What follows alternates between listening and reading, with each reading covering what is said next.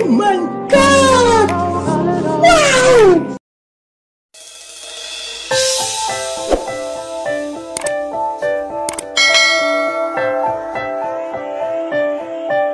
Hi guys, welcome back to our channel. So today's video, we are going to cook a chicken curry again for my husband and for me because I'm craving a chicken adobo. So nag-crave ako ng chicken adobo guys. So kalahati nito chicken curry ko at saka ang kalahati is lutuin natin ng chicken adobo. Filipino style chicken adobo. So mag-start na tayo guys. So hiwain na natin itong chicken para makapagluto tayo ng chicken curry at saka chicken adobo. Mag-start na tayo maghiwa ng manok. Yan. 1 kilo to guys. So hiwain ko muna. Patiin ko. Kalahati lutuin natin ng chicken curry para sa aking asawa. And for me is chicken adobo. Kasi siyempre favorite natin yung chicken adobo. Kasi nagkikrib talaga ako minsan guys ng mga Filipino food. Kahit kumakain ako ng mga curry, yung Nepali food, pero iba pa rin yung pagkain natin at nag-crave talaga ako. Hindi pwedeng hindi ako makakain ng pagkain natin sa isang linggo. Or everyday, dapat mayroon kahit alamang or tuyo, okay na sa akin yun guys. Basta may makain akong Filipino. Ito guys, naghihiwa na ako ng chicken. So kalahati, hinati ko, ayan, kalahati ko para sa aking asawa. At tatanggalan natin ang balat. So ang balat guys, isasama ko sa aking chicken adobo kasi diba mahilig tayo sa balat tsaka mga buto-buto kasi sila kasi guys mga Nepalese hindi sila masyado kumakain ng balat ng manok. So tayo diba mas masarap yung balat tsaka yung mga buto-buto kaya natanggal ko dito sa yung kalhating manok para sa asawa ko at ilalagay ko na lang dito sa akin para mamaya gawin kong chicken adobo. Guys, yan para sa asawa ko, nahiwa ko na yung kalahating manok para sa chicken curry niya. Tsaka ito naman yung gawin kong chicken adobo. So, yan, tinanggal ko yung mga balat ng manok galing dun sa asawa.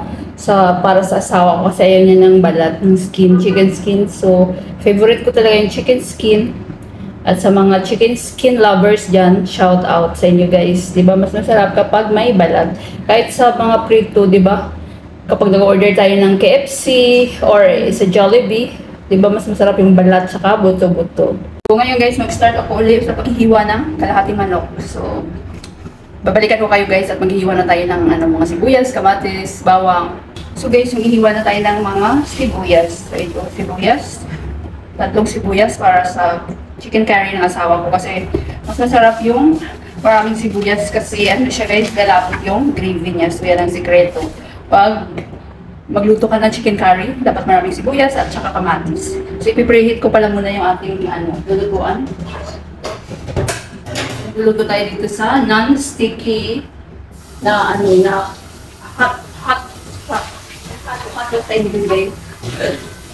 Caldero. So, ito tayo sa non-sticky. Gusto ko lutuan guys. Itong non-sticky. So ayan na guys, nahiwa ko na yung sibuyas. So lagay natin yan lahat para lalapot yung gravy. Then ito, na-preheat ko na yung yung hot pot. So lagyan na natin ng oil. So ayan guys, i-focus natin yung camera sa ating niluluto para makita nyo.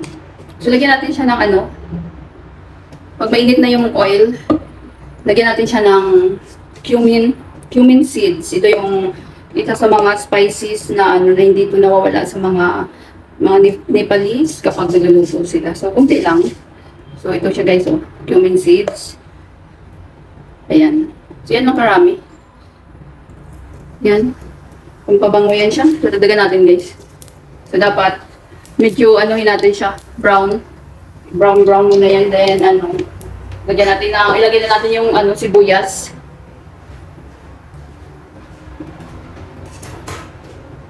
So, lagyan na natin ang sibuyas guys. Dandaan lang.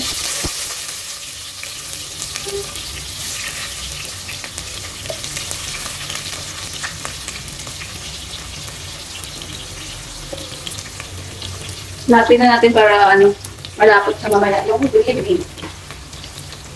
Haluin din natin siya na mag-brown itong sibuyas.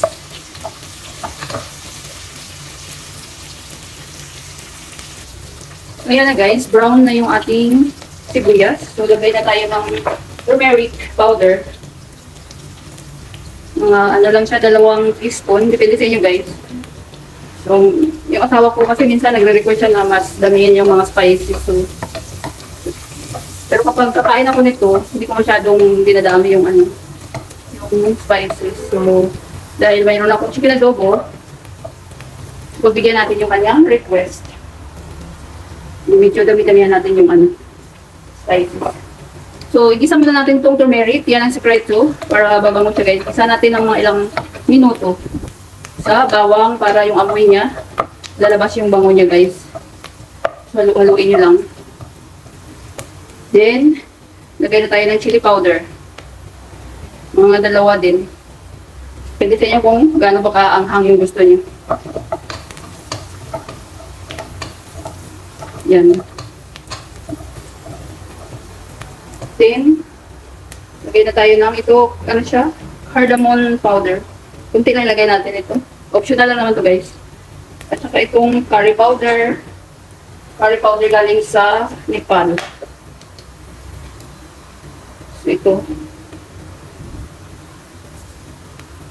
Lagay natin ng mga 2. Yan. Then, ikisa natin siya para mabango siya guys.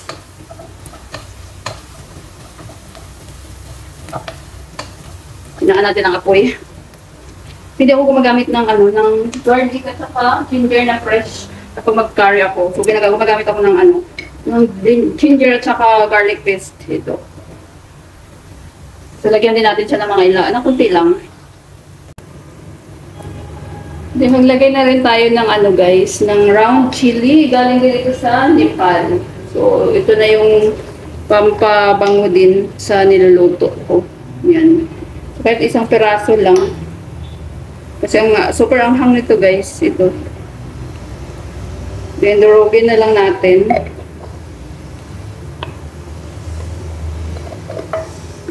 Durugin natin guys.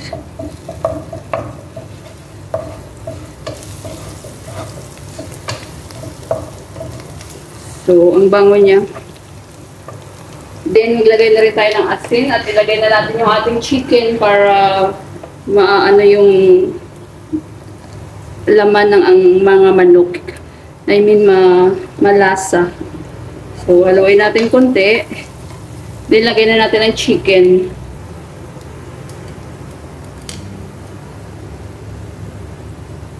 So, lagay na natin ang chicken, guys. Ayusin lang natin kung ating camera. So, ito, lagay na natin ang chicken.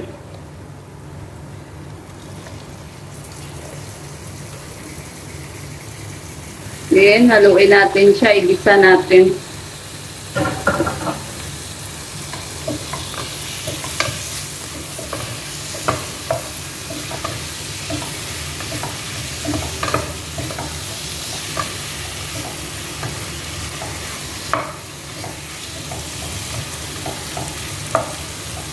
Hayaan na natin yan guys na magisa muna yung manok.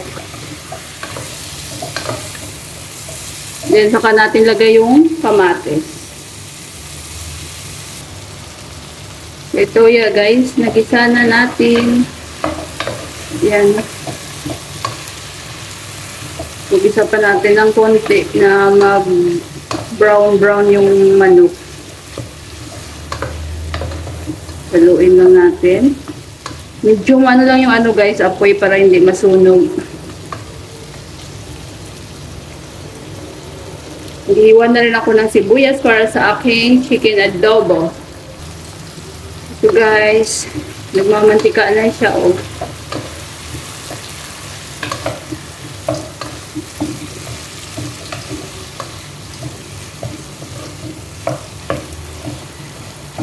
Isa lang natin, gisa pa natin guys. Gusto ko pa igisa para mag-brown yung manok.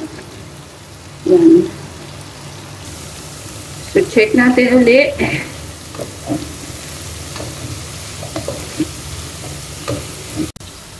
Lagyan na natin ang kamatis guys.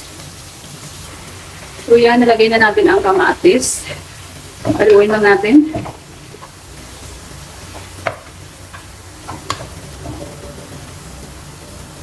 Then, takpan natin at para yung kamatis is magiging sauce niya. Pinaka-sauce niya yung kamatis. So, ayan guys, takpan muna natin. At niluluto rin ako ng chicken adobo.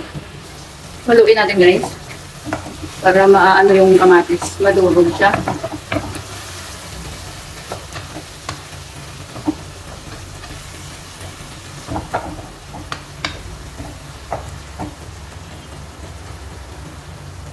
Takpan lang natin ulit. Buksan natin guys. Ayan. Buksan natin.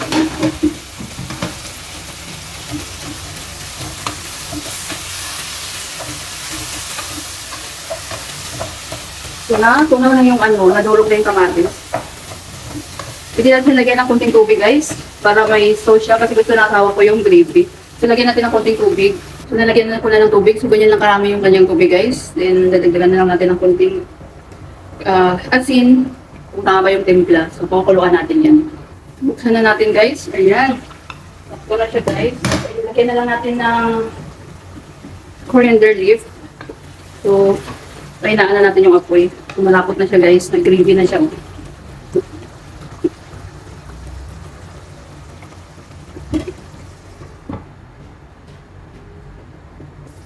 So, ayan guys, malapot na siya guys. Gamitin natin yung kutsara para makita nyo.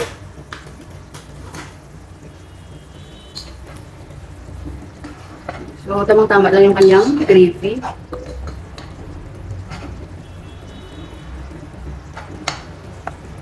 Lagyan na natin ng coriander leaf. Ito yung pampabango.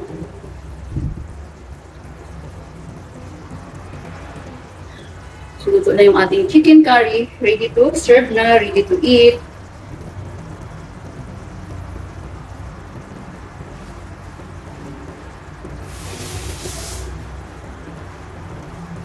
So, ayan guys. Ready to serve na. So, ayan guys. Yummy, yummy, yummy. Chicken curry.